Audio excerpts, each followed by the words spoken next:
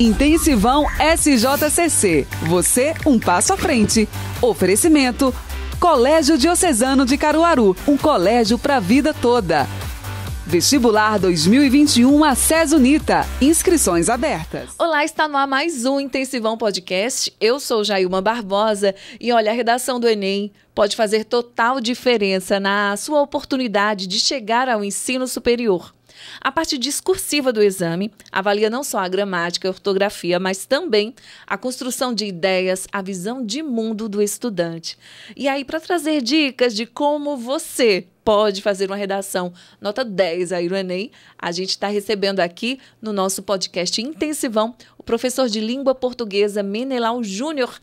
Ele é o próprio fera em pessoa, gente. Prestem atenção no que ele tem para falar para a gente nesse Intensivão. Bem-vindo, Menelau. Obrigado, Jaime. Prazer conversar com você e, ao mesmo tempo, conversar com os feras aí, né, que estão se preparando para o Exame Nacional do Ensino Médio. Menelau, vamos lá para esta redação tão valiosa, né? Um peso tão grande a redação na prova do Enem e que ainda deixa todo mundo com calafrios, né? Justamente pela responsabilidade que é a redação do Enem, né? Eu diria que, além da responsabilidade, a redação ela foge a uma coisa que o aluno gosta, que é colocar o conteúdo em compartimentos. Isso acontece com outras áreas do conhecimento. Então, você pode tirar uma semana para estudar genética em biologia, né? E genética talvez não tenha ligação com botânica. Dando um exemplo. Matemática, você pode estudar um conteúdo e tá naquele compartimento e você tira e estuda outro que não tem muita relação. E assim com quase todas as disciplinas, é possível fazer isso. Mas com a redação, não. Né? A redação exige que você coloque todos os seus conhecimentos adquiridos ao longo da vida em 30 linhas. E que seja capaz de organizar isso, que seja capaz de dar uma progressão, que tenha competência linguística para escrever em norma culta, né, que mostre que você conhece um pouco da história, da sociologia, da política, da filosofia, dependendo do caso do meio ambiente, da biologia, enfim. Então, por isso há uma dificuldade tão grande e por isso as notas costumam ser tão capengas em redação. Né? Só para você ter uma ideia, Jailma, ano após ano, a média de percentual de alunos que conseguem mais de 700 pontos é em torno de 10% somente. Então, por aí você muito, tira, né? Que a coisa é complicada, não é? No último Enem, no Enem 2019, nós tivemos uma melhora, digamos assim, nas notas acima de 900. Não é? Elas ficaram com 3%. No ano anterior tinha sido menos de 1%. Então, eu acho que isso dá uma visão para a gente, a partir do número, de como é complicado conseguir uma boa nota e, infelizmente, a demonstração de que a maior parte dos alunos que prestam o Enem não tem esse preparo. Ainda na questão de fazer a redação, né? Ainda é necessário que o aluno, como dica mesmo, assim, que ele faça primeiro a redação para depois ir responder as demais questões da prova, enfim, gramática, enfim. No dia da redação, ele tem uma prova de códigos e linguagens, são 45 questões, a maior parte com interpretação textual, e tem uma prova de humanas, com também 45 questões. Então, é um dia que não tem cálculo, ou seja, ele vai cansar ali de tanta coisa para ler. Né? Então, assim, a redação a gente recomenda que o aluno faça primeiro, mas isso não é uma regra. Não é? Isso é uma recomendação, é a mesma coisa de dizer, olha, você deve estudar de manhã ou deve estudar à noite.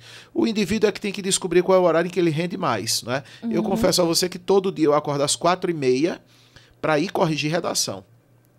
De 4h30 da manhã às 6 da manhã, o meu trabalho é corrigir redação. Então, é a hora em que eu gosto de fazer isso. Né? À noite não funciona. Não adianta mandar redação para mim depois de meio-dia que eu não corrijo. Eu deixo para o outro dia cedinho, né? Vendo o sol raiar e o galo cantar.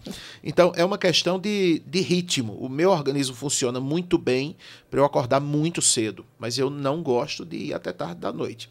Então, com o aluno é mais ou menos a mesma coisa. Né? No caso específico da redação, é importante pensar no seguinte: a redação não dá para chutar se faltar tempo. Essa é a grande questão. As outras questões, sim.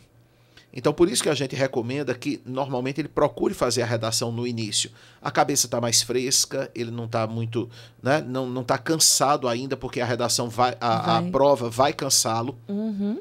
Então, ele está mais relaxado ali para fazer essa prova e terminá-la. Porque se no final do horário ele ainda tiver algumas questões ali para fazer e não houver tempo, ele tem como chutar no gabarito. É só pintar um quadrinho ali. Né? Essa é a questão. Literalmente, né? Literalmente, ele tem como chutar. Né? Uhum. E se ele for organizado durante o desenvolvimento da prova, ele pode chutar e acertar muita coisa, porque é adequado que ao longo da prova ele vá anulando algumas alternativas de algumas questões. Né? Como eu digo aos alunos, eu digo, veja, nas 2 primeiras horas de prova, depois da redação, é burrice, é estupidez você querer perder tempo com questão difícil. Você percebeu que a questão é difícil, passe adiante, vá procurando as fáceis. Até porque, na lógica do Enem, as questões fáceis valem mais. Valem mais, é inversamente proporcional. Exato, né? Por causa da teoria de resposta ao item. Então, aquilo em que as pessoas acertam mais, acaba valendo mais. Né? Então, por causa disso, a gente recomenda, faça logo a redação. Agora, claro, o aluno, às vezes, pode encontrar alguma dica do assunto na prova. Tem essa questão. Professor, você leu minha mente agora, assim, porque eu já vi muito isso em provas que eu fiz, que haviam dicas nos outros enunciados de outras questões do que eu poderia usar de conteúdo na minha redação. Isso não vai aparecer mais do que em 1 ou 2 questões. Né? Isso não vai aparecer mais do que... O que se pode fazer é o seguinte, o aluno pode deixar a redação mais ou menos pronta no rascunho, pelo que ele fez, na proposta de redação há textos de apoio, então ele já preparou ali e vai fazer a prova, vai dar uma olhada na prova. De repente encontrou alguma coisa na prova em relação a este assunto e isso se encaixa no texto dele, ele pode ainda ir lá e fazer uma pequena alteração, colocar uma informaçãozinha a mais e tal, para só depois então fazer o texto final. Né? Ele pode utilizar isso, mas eu acho que é importante que o texto esteja mais ou menos pronto quando ele partir para as questões. As demais questões, né? E aí, professor, essas 30 linhas, né, da redação, 30 linhas onde os professores orientam, né, de fazer a introdução, desenvolvimento e a conclusão. Ainda existe e ainda vale aquelas regrinhas de 5 linhas para a introdução? Como é que está hoje? Me atualize, porque faz um tempinho eu que sou você do tempo fez, né? Quando eu fiz, nem existia. Eu sou do tempo do magistério, então... Olha só, Jailma, não há uma determinação de quantas linhas, né? Até porque essa coisa de linha também varia muito de acordo com o tamanho da letra. O tamanho da letra, Não é verdade? Então, assim, de repente alguém que tem uma letra pequenininha, em 5 linhas coloca muita coisa. E alguém que tem uma letra grande, em 5 linhas, coloca muito pouco. Não é? Mas a gente deve pensar no seguinte, o texto tem 3 partes, uma introdução, o desenvolvimento, que são 2 parágrafos, ideal, e mais um parágrafo para a conclusão. Então são 4 parágrafos, mas na prática são 3 partes no texto, uma introdução, o desenvolvimento e a conclusão. Se a gente pensa num texto de 30 linhas, eu acho que é adequado fazer o desenvolvimento no mínimo com 15. No mínimo com 15, no máximo com 17. Né? Então, entre 15 e 17, para você distribuir em 2 parágrafos de desenvolvimento. Né? E aí você fica com o restante para a introdução e para a conclusão. É bom lembrar que a conclusão é um quesito específico da prova, da análise da nota. Então, a conclusão vale 200 pontos. Né? São 5 critérios, um deles é a conclusão. Então, na conclusão, esse aluno precisa colocar um agente para resolver o problema, não é? Um agente, a ação que vai ser tomada por esse agente, o meio que vai ser utilizado para que essa ação seja colocada em prática, a finalidade para que isso seja tomado, isso seja colocado lá, e um desses elementos deve estar detalhado. O Enem exige o detalhamento da proposta. Então você tem 5 elementos aí para distribuir ao longo das suas linhas de conclusão. Então a conclusão tem uma tendência de ser maior do que a introdução.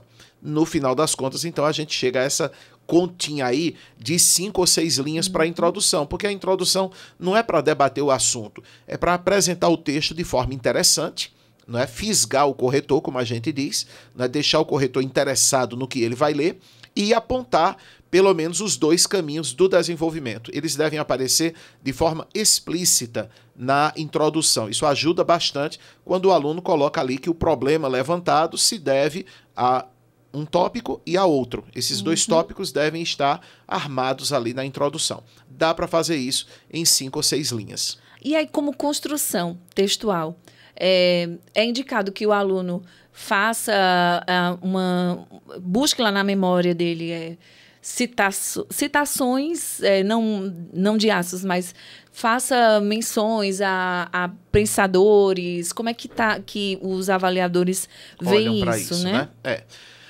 Veja só, um dos quesitos da prova, o quesito 3, analisa a capacidade que o aluno tem de argumentar envolvendo várias áreas do conhecimento e fazendo correlações. Não é? Então, é importante que o aluno faça isso. O grande problema hoje, Jailma, é que, principalmente na internet, a gente encontra um monte de youtubers e nada contra eles, sabe? Mas uma coisa é gente que não tem nenhuma formação linguística e porque tirou uma nota boa em redação, aí se torna um sucesso e a meninada acha que as dicas são, sabe, coisas fantásticas. Então, o que é que acontece? Essa galerinha hoje pega pensamentos que são vagos, eles chamam até de citação coringa, porque você poderia utilizá-la em qualquer tipo de texto. Então, isso acontece. O aluno pode fazer isso e dar certo? Pode. Mas se ele pegar um corretor sério, vai dar errado. Não é? Então, esse é um perigo. O ideal é que, de fato, quando o aluno tem aquele primeiro contato com a redação, ele chega ali tenso. Né? Eu diria o seguinte: nem 8, nem 80, nem olhe para o texto e diga, meu Deus, acabou meu mundo, vou ter que fazer cursinho de novo porque eu não sei nada. Mas escreve lá, meu mundo caiu. Meu mundo caiu. Não dá para ter esse tipo de reação. E também não dá para ser a outra reação. Graças a Deus, eu discuti isso com o meu professor de redação, com a minha professora, e vai ser moleza, tal, porque você se desarma para uma batalha que exige cautela. Não é? Então, nem 8, nem 80. Mas o que ocorre? Você vai ter lá 4 ou 5 textos de apoio. Primeira coisa, busque a ideia central de cada texto de apoio. Eles não estão lá gratuitamente, eles estão lá querendo dizer alguma coisa a você. Verdade. Então, você já tem, veja, a justificativa de eu não sabia nada é uma justificativa falaciosa. Não é? Porque, ainda que você diga que não sabia o que falar, mas você tem 4 ou 5 textos que dão pistas a você do que ele espera que você escreva. Então, esse é um ponto. E o segundo ponto, quem de fato se preparou como? Se preparou lendo jornais, lendo revistas, não é? Lendo sites, se atualizando. Então, o que ocorre? A gente se atualiza também vendo filmes, a gente se atualiza com tudo. Né? Tudo que é um objeto cultural é um estudo para o Enem. Essa é a grande verdade. Né? Então, esse jovem deve parar ali por 5, 10 minutos e é o momento que a gente chama de tempestade de ideias. As ideias vêm.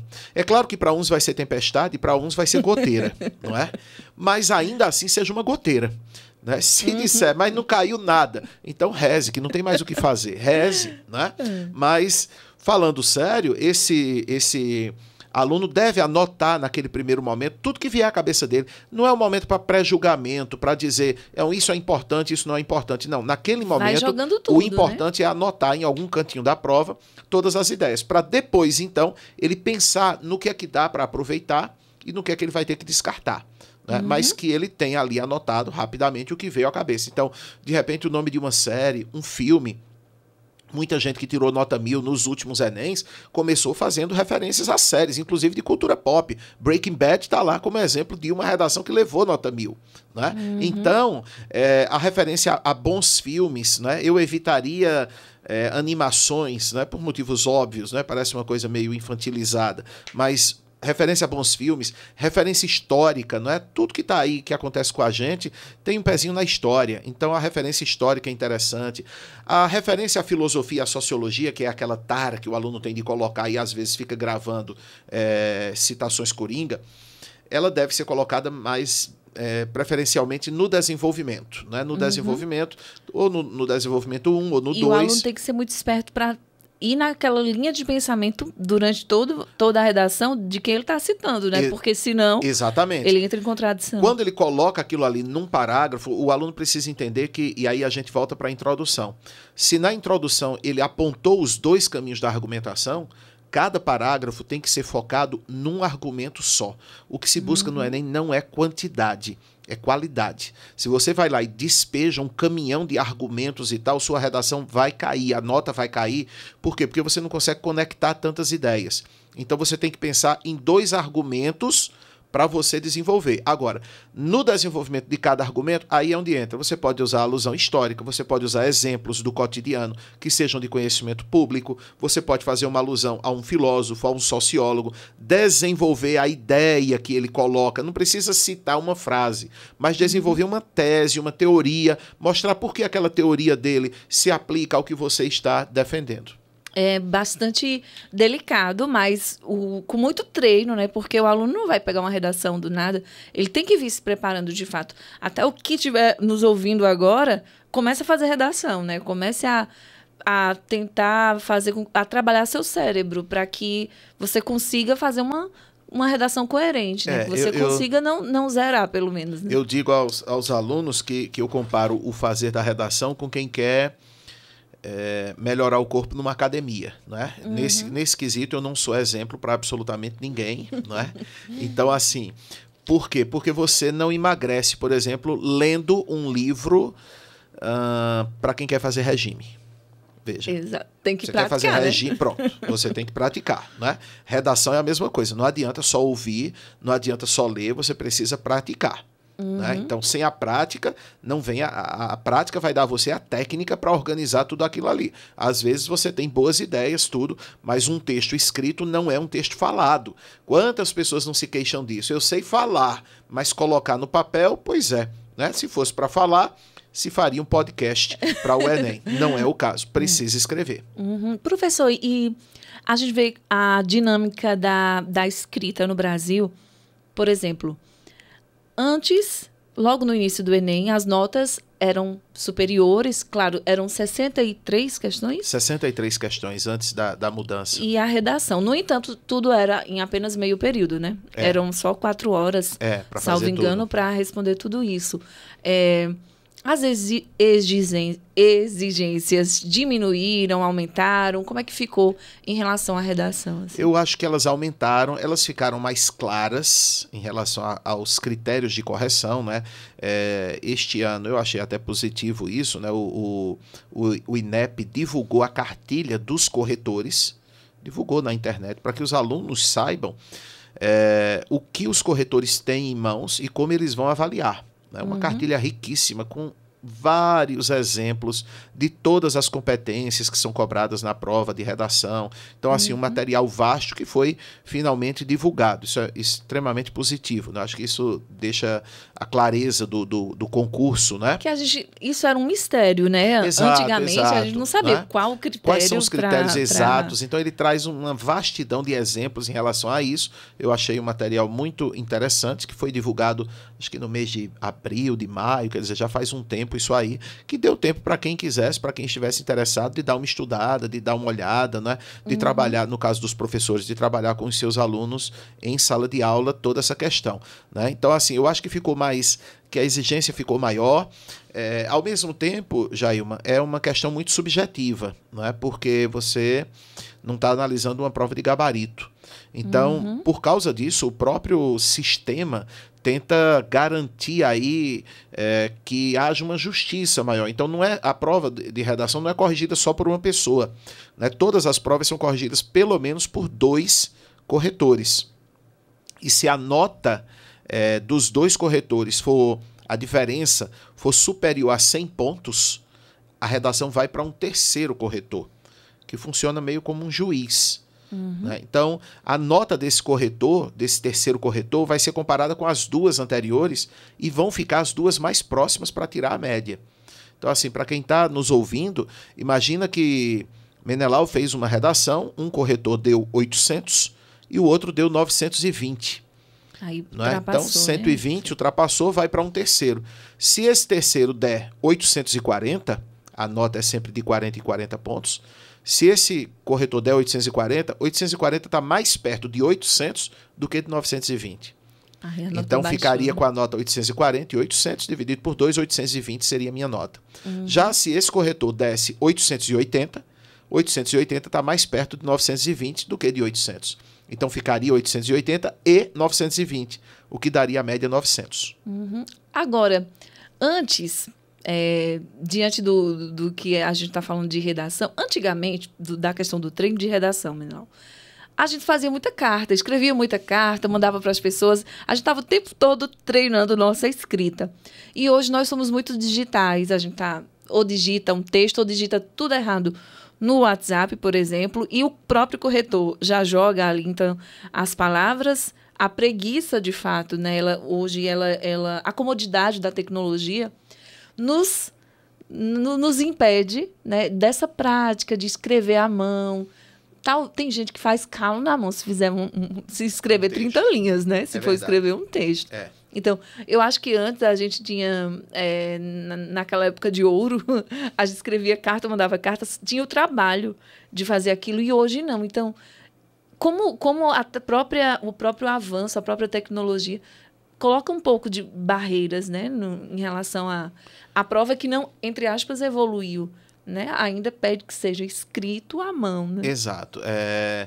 Eu concordo com você, eu acho que a gente escreve muito pouco, a gente digita o tempo todo e a tecnologia ajuda porque ela corrige, né? Então isso faz com que muita gente vai ali no automático mesmo, então, né? Mas você percebe, por exemplo, Jailma, que o texto um pouquinho longo no WhatsApp revela a qualidade linguística do indivíduo, porque você vê ali falta de pontuação, o WhatsApp não resolveu isso ainda, não é? Então, falta de pontuação, interrogação onde não tem, interrogativas indiretas e tal, e muitas vezes textos que são incompreensíveis justamente porque você não tem respeito à pontuação, você não tem letra maiúscula para nada, então é aquela bagunça toda. Menela, eu tenho uma amiga que eu digo assim, ó, mande áudio. O que você escreve eu não consigo interpretar. Eu digo, mande áudio, pronto, pelo amor de Deus. Não é? E veja, às vezes não é o problema de você ter uma palavra escrita de forma errada, não. Porque o corretor resolve. É a organização textual, é a sintaxe mesmo. E esse é o grande problema da redação, não é? Eu sou professor de redação, corrijo redação todo dia, e os maiores problemas não são ortográficos. Claro que a gente encontra sempre o aluno que deixa de acentuar, o erro em crase, que é comuníssimo, e na concordância. Mas os problemas maiores são de organização sintática, de deixar a frase completinha, bonitinha ali e bem coesa, bem ligada dentro do texto.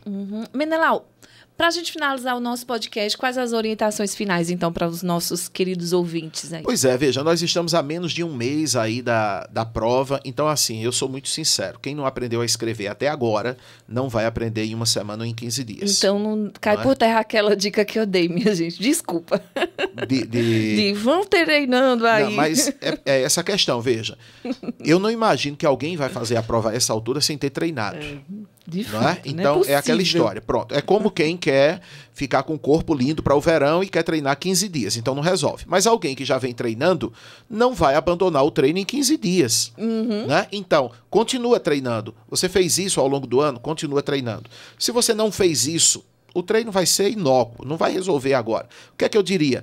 Procure vídeos no YouTube sobre noticiários. Não é? Então, vá para os vídeos, assista, não é? Leia sobre atualidades, não é? Dê uma olhada na retrospectiva. Várias TVs apresentam retrospectivas nesse período. Então, para você se inteirar de tudo que aconteceu durante o ano, não é? E reze, porque se você não se preparou, não tem o que fazer, não tem mais o que fazer, né? Agora, a gente imagina que aqueles que vão disputar os principais cursos, né, como medicina, direito, odontologia, então a gente imagina que é um pessoal que realmente se dedicou ao longo do ano, que fez redações, que debateu temas, né? E, claro, aí tem mais chances, né? Posso aproveitar e a gente mantém um canal no YouTube chamado Curso Menelau, é gratuito, então tem lá muitos debates, muitos exemplos de redação e muitas redações nota 1000 analisadas detalhadamente. Então, fica a dica aí para o Fera, que se ele quiser, vá lá dar uma olhadinha, né? Não precisa nem ficar curtindo nem nada, porque a gente não ganha dinheiro com isso, mas tá lá, é um serviço que a gente presta para a comunidade. Pois é, gente. Olha, você quer continuar ouvindo o nosso podcast? Corre lá para o YouTube, porque a gente faz sempre um plus lá. E eu só quero agradecer Menelau pela riquíssima conversa. Gente, se for conversar com o Menelau, tudo que ele tem para nos passar de conteúdo, de fato, a gente precisa criar um canal no YouTube e postar vários vídeos, porque é uma figuraça e um bálsamo conversar com você, viu, Menelau? Muito obrigado, muito obrigado. Você é muito gentil sempre.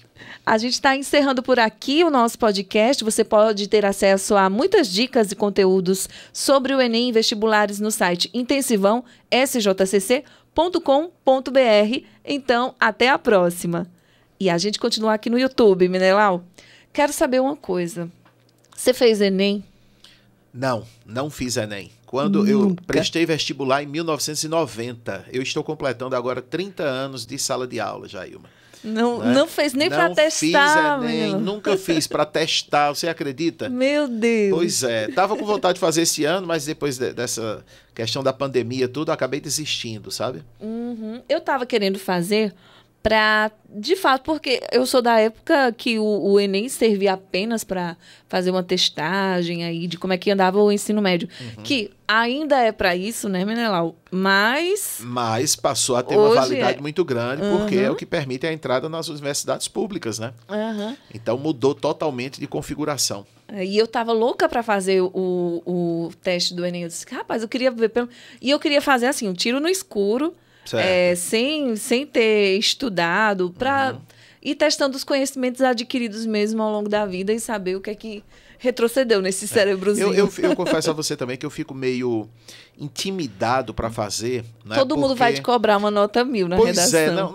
Isso aí eu não tenho problema não, eu sou desencanado com isso, né? A respeito de ter que tirar nota 1000. Não, eu tenho obrigação, certamente, de tirar 200 no quesito 1 e 200 no quesito 4, que é o quesito de gramática e o quesito de coesão textual. Né?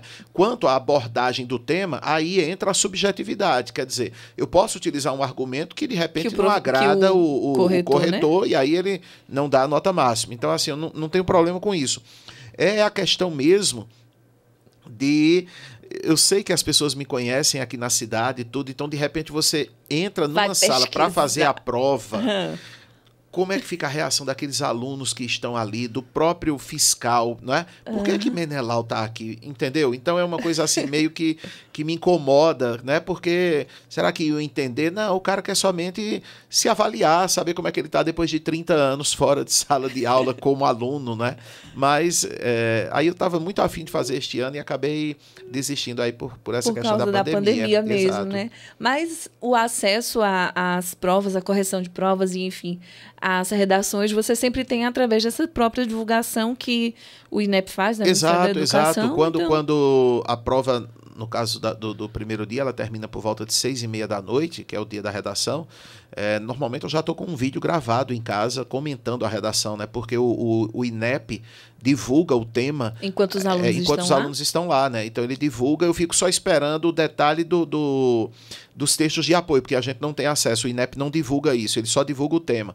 Mas pelo tema já dá para a gente comentar tranquilamente a redação, que foi o que aconteceu agora em 2019. Né? Quer dizer, assim que o horário terminou, o horário de Brasília, eu já postei o vídeo, não é? Os alunos já saem, meu Deus, eu quero ver o que Menelau disse sobre esse tema. Então tem essa questão, né, de saber o que é que deveria debater, né? Então dá pra gente, mesmo sem o texto de apoio, mas a gente já imagina qual é a linha que o INEP vai querer. Você pega as questões de gramática e códigos de linguagem, né? Hoje, minha gente, meu Deus do céu. Preciso fazer Enem. E responde no escuro para depois olhar. Exato. Porque no domingo à noite, os principais cursinhos do país, eles já vão dando as respostas também. Né? Então a gente fica naquela de fazer um autoexame, né? Então de fazer o teste para ver como é que a gente tá, entendeu? E o professor se deu quanto nas últimas... Normalmente eu não vou para língua estrangeira, porque embora eu saiba um pouquinho de inglês, eu confesso que eu não tenho competência para ler um texto inteiro de inglês e entender. Então eu nem tenho essa preocupação, na verdade, né? Nunca tive essa preocupação de responder as questões. Mas das 40 que sobram, né? Porque são 5 de língua estrangeira. Normalmente eu acerto ali 36, 37 das 40. Né? Nunca fechei, digo numa boa, nunca fechei. E é muito complicado fechar, porque uma coisa curiosa, Jailma, é que algumas questões do Enem, principalmente na área de artes e de literatura, são demoníacas, meu amor, são demoníacas, entendeu? Você olha assim e diz... Tanto é que com regularidade, todos os anos, quando os principais cursinhos do país divulgam o gabarito, sempre tem divergência de 4 ou 5 questões na prova de códigos e linguagens. Eles não se entendem. Há sempre essa confusão. Sempre há essa confusão, sempre há 3, 4, 5 questões com gabarito diferente. E veja, são professores que estão reunidos, não é, numa sala para resolver a prova, dão um gabarito, aí outro grupo dá outro gabarito, e daí você tira a noção da dificuldade de certas questões no Enem. E essa questão da própria elaboração da prova do Enem já foi algo que deu muita polêmica, em noticiários também, né? Teve uma redação, inclusive, muito famosa, eu não vou lembrar agora o nome dela, mas acho que foi a correção de uma redação que chegou a vazar na internet, que causou bastante polêmica, porque se utilizaram de alguns artifícios. Ah, eu lembro. Alguém colocou, inclusive quando houve esse problema, eu acho que isso já faz aí uns 5, 6 anos. Algo. Não é? A coisa ficou mais rigorosa na correção, né? Um aluno colocou, se não me falha a memória, o hino do Palmeiras no meio da redação. Uma coisa bem colocou louca, para sacanear mesmo, né? Quer dizer, colocou ali para ver se... E tirou uma nota boa. E tirou uma nota razoável. Tirou uma nota razoável. Tirou uma nota razoável, mas hoje, se fizer isso, a redação é zerada. Foi isso que mudou efetivamente, porque o que acontece é o seguinte, o indivíduo escreveu ali 30 linhas e em 5 ele brincou. Então eu nem condeno o corretor desconsiderou aquele pedaço, não é? E atribuiu a nota pelo restante. Mas por causa da polêmica em torno disso aí, a imprensa foi em cima e tal, então houve mudanças nos critérios de correção, né? E se o corretor perceber que um trecho foi ali colocado para fazer gracinha tal, a redação é zerada. Joga um X, né? Professor, e como é que... E a gente suficiente? Como é que é essa divisão desses corretores para tantas provas no Brasil? São aí pelo menos 5.700 alunos que vão fazer presencialmente. 5 milhões. Milhões que vão fazer presencialmente e ainda 96 mil que vão fazer virtualmente. Então, assim, como corrigir isso? Né? Vamos fazer um cálculo simples aí, você me permite. Hora da matemática aqui hora da matemática, deixa eu colocar aqui pra gente... Professor Jairo, tudo bem? Olha, utilizamos matemática no podcast seguinte. Professor Jairo é uma figura. Vê só, se eu pegar aqui 5 milhões e vamos dividir por 40 dias de correção. Por 40 dias. Tem mais, o prazo é maior, mas eu vou colocar 40 dias. Se eu divido por 40 dias, eu vou ter 125 mil redações por dia.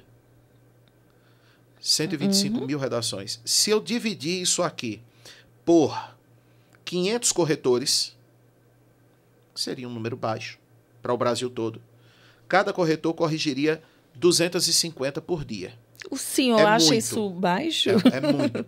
Mas se eu colocar 1.000 corretores, ficam 125 por dia. Dá tempo. Dá tempo, né? Então, 1.000 corretores, por exemplo, não é um número exacerbado. E com 1.000 corretores, durante 40 dias, por dia, corrigindo 125 redações, dá conta do recado. Porque, na verdade, o corretor vai receber a prova digitalizada. Ele não pega no papel. As provas são digitalizadas e eles recebem por computador. Né? Então, o que é que ocorre? Ele vai marcando ali na tela. Ele não tem contato com caneta, com nada disso. Ele marca os tópicos, não é? De acordo com a nota. Então, anda mais rápido. É mais prático e mais rápido, é mais né? prático, Por dia, o senhor, em tempos normais de aula, chega a corrigir quantas? Olha só, eu tenho muito cuidado para não... como os meus alunos, eles podem mandar redações para mim de domingo a domingo, então eu não tenho o acúmulo. Mas hoje, que eu estou corrigindo pelo computador, eles mandam pelo WhatsApp. Desde março eu estou fazendo assim, né, no curso de português. Eles ou tiram uma foto, ou mandam o PDF já.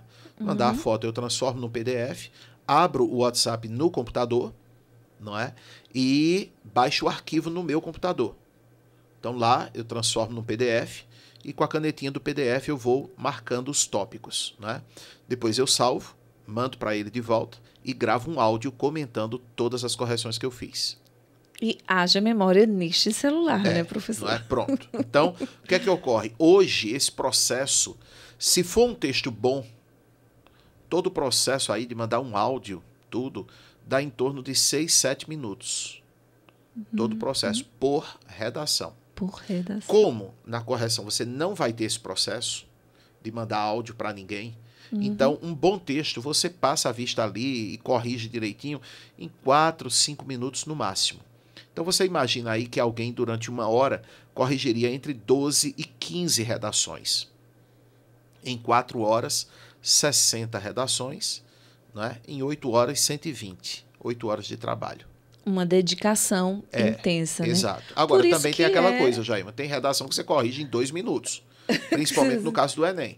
No meu caso, não, porque eu trabalho com alunos que estão se preparando, a maioria se preparando para a medicina. Então, são textos longos, são textos mais profundos. Mas no Enem, boa parte dos textos é extremamente superficial, letras grandes, alunos que, infelizmente, não têm orientação nenhuma em relação a isso. Então, você corrige muito rápido.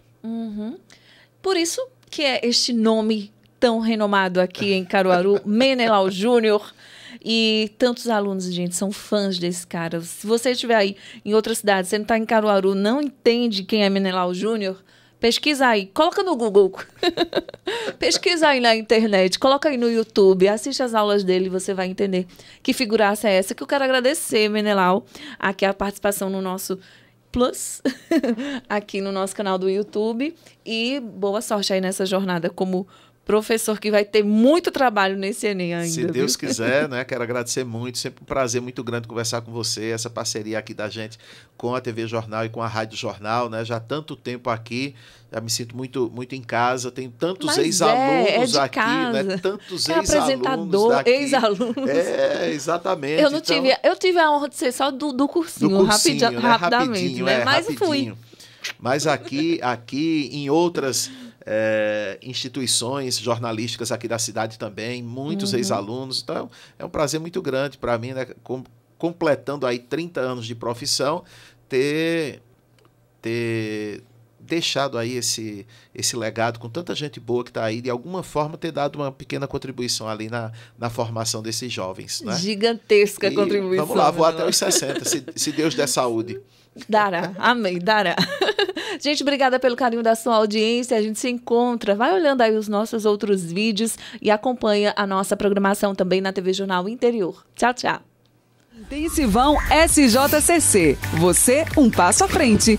Oferecimento: Colégio Diocesano de Caruaru. Um colégio para a vida toda. Vestibular 2021 ACES Unita. Inscrições abertas.